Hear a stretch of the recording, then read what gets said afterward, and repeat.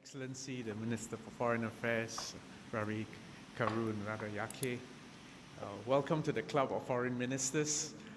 It's a pleasure for me, it's an honor for me to be here. This is not my first trip to Sri Lanka, but it's after a long absence and it has made a very strong impression on me on just how great the potential for development in Sri Lanka is. So first, thank you for that very warm welcome. We've just had an excellent discussion. We've discussed how we can deepen bilateral relations between Singapore and Sri Lanka. We've looked at promoting trade and investments, and we also had a chance for a very frank exchange on geopolitical developments. Both Sri Lanka and Singapore are small states, and that comes with all the challenges of surviving and thriving in a world that is changing so dramatically. But as small states, we have to face these challenges head on, and it is an opportunity for us also to work more closely together so that we can weather these challenges together. Sri Lanka and Singapore have had a long-standing, strong friendship. It's anchored on our cultural, historical, and kinship ties, which actually goes back centuries. Since the 19th century, Singapore has had a small but very vibrant Sri Lankan community who have made key contributions to Singapore's nation-building efforts. Our bilateral relations have been growing from strength to strength, and we have high-level regular exchanges. I mean, for instance, we've been very fortunate to have Prime Minister Ranil Wickremesinghe, who visited Singapore twice last year, and I'm happy to make this visit, and I'm hoping that you will also reciprocate soon. I'm encouraged to see the rapid developments in Colombo and to see how the government is catalyzing this by pushing reform and greater economic engagement with the rest of the world. Because of this, there is a surge of interest on the part of Singapore companies in Sri Lanka because they can see for themselves the growth potential in this place.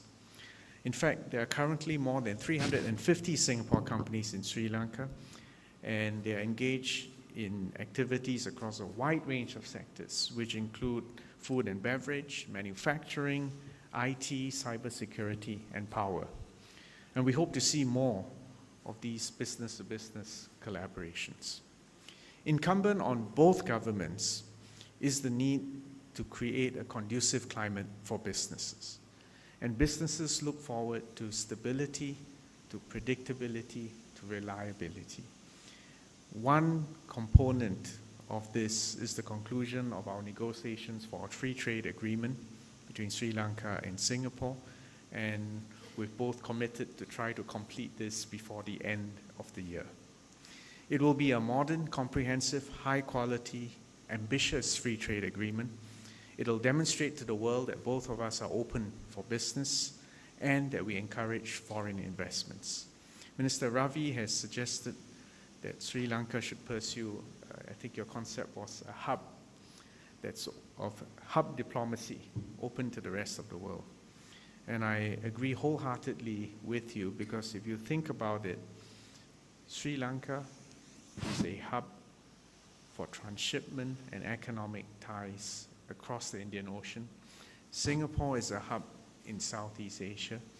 We are complementary, we are not competitive, and the bigger the pipeline we can build to connect these two hubs, the greater the opportunities will be for our respective regions. So we believe that with the free trade agreement, Singapore can serve as your gateway in Southeast Asia, and Sri Lanka will be our gateway in the Indian Ocean. And this will be an example of a win-win outcome for both sides. Singapore is happy to play a modest role supporting the Sri Lankan government's development and reform agenda.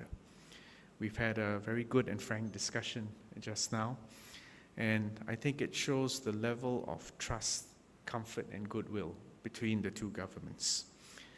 You've also shared some of your ideas on civil service training, and I have emphasized that this is an area which we want to encourage more of, and not just to exchange ideas at a technical level, but to build and deepen relationships amongst our civil servants, to build that reservoir of trust and goodwill, which we believe will put our respective civil service in a very good stead to generate further ideas and create more opportunities for collaboration, which will benefit our citizens in the long run.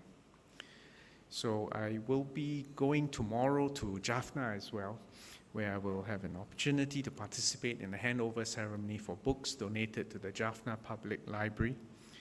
And we will also be launching an orthopedic development program at the University of Jaffna. This is of special significance to me in my previous life as a surgeon, where I benefited from the training, the tutelage, and the inspiration of professors who originated from Sri Lanka. And for us now to have an opportunity to go there and make a token contribution is an echo of our gratitude, and also a reminder of that deep and long-standing relationship between our two nations. So I welcome this opportunity to do more together. Thank you again for your warm welcome, and I look forward to seeing you in Singapore in the near future. Thank you, Thank you very much.